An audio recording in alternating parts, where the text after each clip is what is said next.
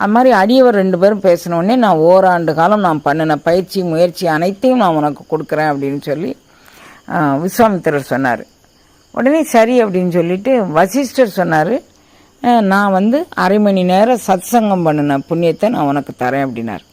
ஓராண்டு கால பயிற்சி முயற்சிங்கிறது ஒரு நாளைக்கு ஓராண்டுக்கு 365 நாள், ஒரு நாளைக்கு 24 மணி நேரம், அப்படி 365 நாள் பண்ண பயிற்சியை நம்ம கொடுத்துருக்கோம். அவர் அரை மணி நேரம் சத்சங்கத்தை நமக்கு கொடுத்துருக்கிறாரேன்னு இவர் நினைக்கிறார்.